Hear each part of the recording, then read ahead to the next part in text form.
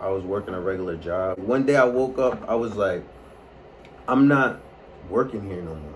Like, my job is to sell my dog. Like, this is my business. Like, this is it. When I was in Huggies, I started to flex. I start to flex. When I was in Huggies, I started to flex. I start to flex. Arrows in this What's good, y'all? It's your boy Zeus. Like, subscribe to the channel. You already know what's going on. Here to tell y'all, man, don't ever give up on your dreams. Don't ever stop chasing your dreams. If you got a goal, keep that goal in sight at all times. A little situation where I almost slipped up on my goal, that I was losing confidence in the journey that I had pursued like years ago, probably like four years ago now. I wanted to pursue dog breeding.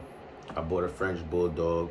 A friend of mine called me one day. She like, me and my sister just bought 2 dogs. She bought like some furry dog. Her sister bought a French bulldog, so I didn't even really pay attention to the other one because it was like trying to hide and shit.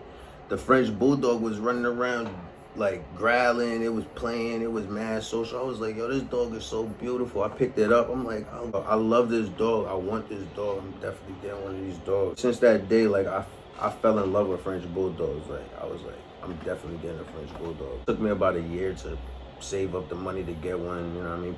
It was $5,000. They had the standard ones for like $2,700 and stuff like that.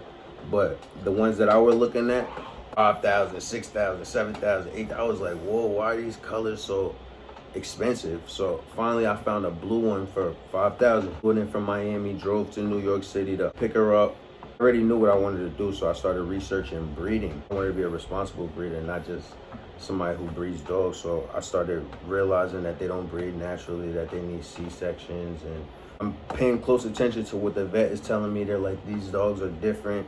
Wait till the dog turns 2 years old before you start breeding it, because usually you only have to wait 2 heats.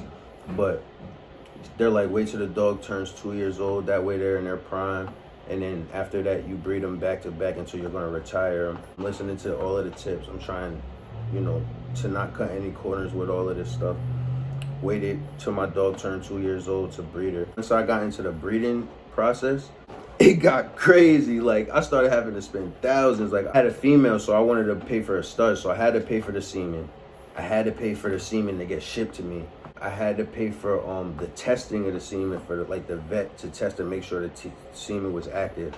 I had to pay for progesterone testing all the way, because they was trying to time the ovulation curve, because they have to do the procedure. So I had to pay for all the progesterone tests, the blood test, and I had to pay for the actual procedure. You know what I'm saying? So like the TCI procedure. So whether you're gonna do a regular AI, a TCI, or a surgical, either one, you're gonna pay for that procedure. And then after that, to monitor the puppies, like the ultrasound, and monitor the puppies, make sure that the puppies were doing well. Then they had to do the C-section. So after all of these thousands of dollars I invested into it, this is what it all came out to.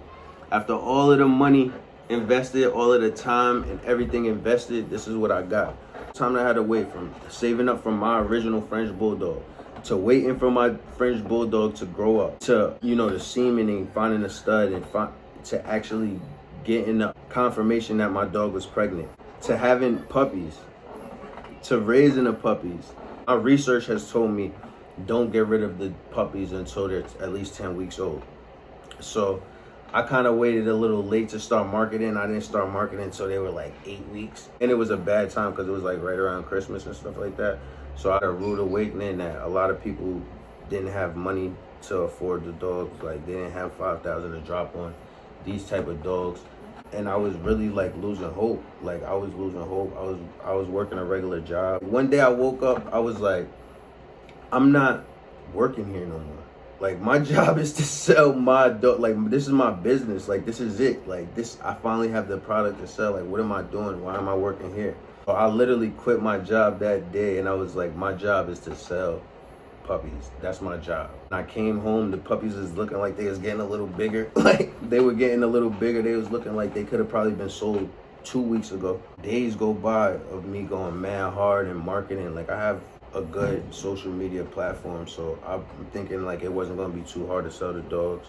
Turns out a lot of people don't really have the money to afford the dogs. I ended up just going mad hard, putting ads everywhere.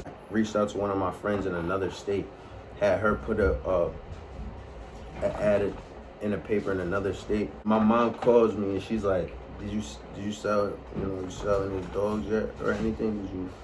And I'm like, I'm tired of saying no. I'm like, nah, like I didn't, like I'm trying not to give up. I'm trying to show her like I'm not giving up hope. I'm like, nah, I didn't sell no dogs yet, but I got a lot of inquiries. Like it's looking good. Like I got a couple people that's looking like it's serious. Knowing that people is just, they capping. Like they call and they like, oh, this dog five, right? I'm like, yeah, 5,000. They like, oh, we thought it was 500. My bad. Hang up. Like I'm kind of going through it with like, this is like a whole different ball game. Like this is a whole different type of lane that I went into. I'm like, I'm kind of questioning myself, like, did I bite off a little bit more than I can chew with bringing this type of product to the area that I'm at? You know what I'm saying? Like, a product that people can't afford, or I'm asking for too much. Like, no. Like, literally, everything paid off. I got a call. They was like, I want the dog. I don't care how much it's going to cost. I want the dog today. Like, can we get the dog today? And I'm like, yeah, you can get the dog today. And we made the connection, and they sold the dog, and I sold the dog. All of the feelings that I thought I was gonna have, those are the feelings that I had. All of these years of just ups and downs, stress, anxiety, it all finally pays off. So not only did it make me feel good when I sold the family the dog, because the family was just so excited. Like they was excited like I was when I first got my dog. Like, so it made me feel mad good to make that family happy. Like the little girl was jumping around and stuff like that. So I also felt accomplished. Like I felt like I finally made my first purchase. Like I finally did it. Like, you know what I'm saying? All of the doubters, naysayers, those people that was really close to me that was like, how are you gonna sell a $5,000 dog around here? People don't have that money around here. And I was just like, trust me, I'm gonna do it.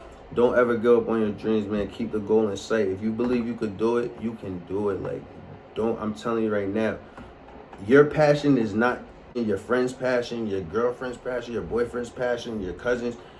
Nobody's passion but yours. They might not be able to see the vision, but you see the vision. As long as you can see the vision, keep putting one foot forward until you get there. Do not give up. All right, I'm out, man. Just like, subscribe to the channel.